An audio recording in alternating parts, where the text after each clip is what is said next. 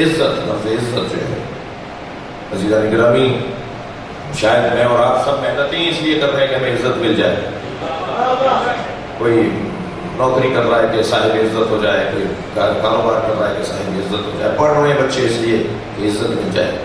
چاہیے وہ چیز جو ہے کسی اور کے ہاتھ میں، تو بہتر یہ ہے کہ ہم اس کو راضی کرتے رہیں پھر ہمیں عزت مل جائے گی، عزت مل جائے گی. اب اس عزت کو حاصل کرنے کے لیے کیا کریں کہ عزت انسان کو حاصل ہو؟ ہمیں اللہ کا قرب حاصل کرنا پڑے گا. عزت کہتے کسے ہیں؟ صرف تعریف سن لیں میرے کم سن ساتھی. عزت کہتے کسے ہیں؟ عزت کہ جب میں تعریف کروں گا تو تعریف کی جاتی ہے رسم تام سے، رسم ناقص سے، حد تام سے، حد ناقص سے، تشبیہ سے، تمثیل سے. تو میں یہاں پر تمثیل کے ذریعے سے تعریف عزت اگر کروں کہ عزت کسے کہتے ہیں، تو آپ کیل کو تصور میں لے کر آئیے.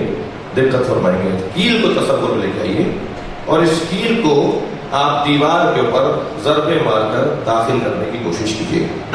تو جتنا دیوار پختہ ہوگی جی اتنا یہ کیل اندر جاتے ہوئے زور زبردستی کا سامنا کرے گی، یعنی دیوار اسے اندر نہیں آنے دے گی.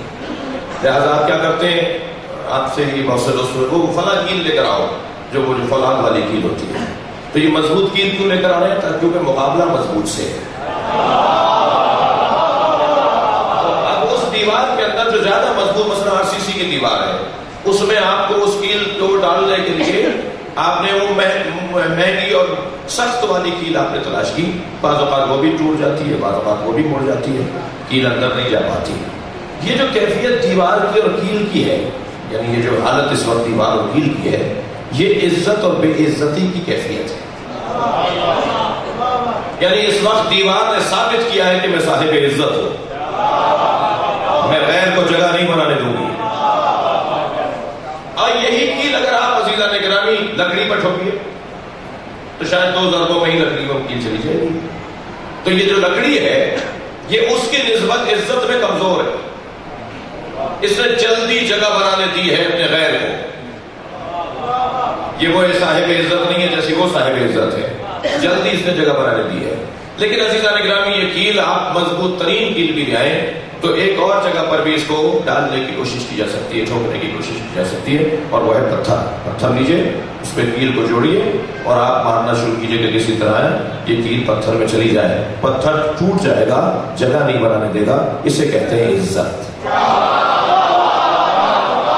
میں اپنی جان دے سکتا ہوں، غیر کو جگہ نہیں دوں گا. صلوات پڑھیں گے محمد و آلہ.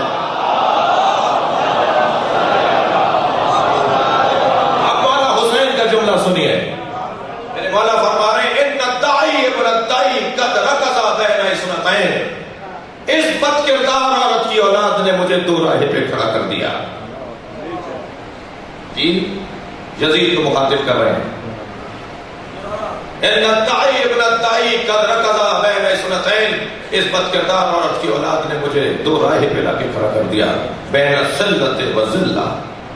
میرے سامنے 2 ہی رستے اب رہ گئے، یا ذلت کا رستہ اپناؤں یا عزت کا رستہ اپناؤں.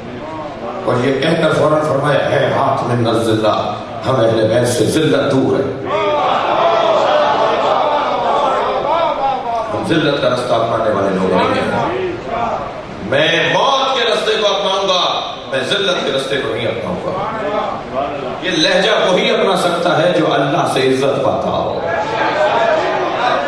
جسے اللہ نے عزت عطا کی ہو. وہ ہے کہ جو اس لہجے میں بات کرے گا.